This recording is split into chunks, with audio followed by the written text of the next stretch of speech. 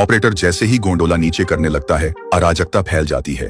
नकाबपोश समूह गोलीबारी शुरू करता है, निर्दयता से सभी ऑपरेटरों को मार देता है। नरसंहार के बाद 2 नकाबपोश तुरंत सक्रिय होते हैं, सीसीटीवी पर नियंत्रण पा लेते हैं, बिजली काट देते हैं और इमारत की डिजिटल प्रणालियों पर कब्जा कर लेते हैं। इस दौरान जोई गोंडोला में फंसी रहती है, जो अभी भी ऊंचाई पर लटका है। वह बार बार ऑपरेटर को कॉल करती है, पर कोई जवाब नहीं आता। उसकी कॉल्स का सामना सिर्फ खामोशी से होता है। ऑपरेटर पहले ही मारा जा चुका है। अंदर का माहौल अचानक बदल जाता है। जियोफ्री, जो भाषण शुरू करने वाला था, मुखौटा पहने समूह के घुसने पर रुक जाता है।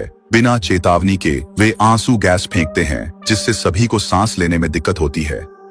अचानक मुखौटा पहने हुए समूह ने जियोफ्रे और उनके विशिष्ट अतिथियों को तुरंत मास्क प्रदान किए, फिर उन्हें बांधकर मंच पर बैठा दिया।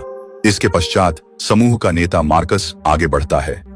शांत रहते हुए वह जियोफ्रे और अन्य को आश्वस्त करता है, उन्हें घबराने से रोकता है। जियोफ्रे के निर्देश मानने पर कोई नुकसान नहीं होगा, लेकिन कमरे का निरीक्षण करते हुए मार्कस को कुछ गलत लगता है।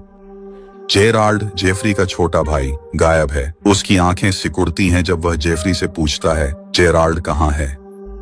भारी मन से जियोफ्री अनिच्छा से बताता है कि जेराल्ड कमरे 572 में है। जोई की धड़कन तेज हो जाती है जब उसे एहसास होता है कि गोंडोला नहीं चल रहा, और ऑपरेटर की चुप्पी बहुत कुछ कहती है। वह फंसी है, घबराहट होती है, पर खुद को काम के लिए मजबूर करती है। खिड़की पर जोर से थपथपाती है, ध्यान खींचने को बेताब। इस बीच नूह, मार्कस का दायां हाथ, तेजी से कमरे 572 की ओर बढ़ता है, जहां आंसू गैस से जेराल्ड बेहोश है।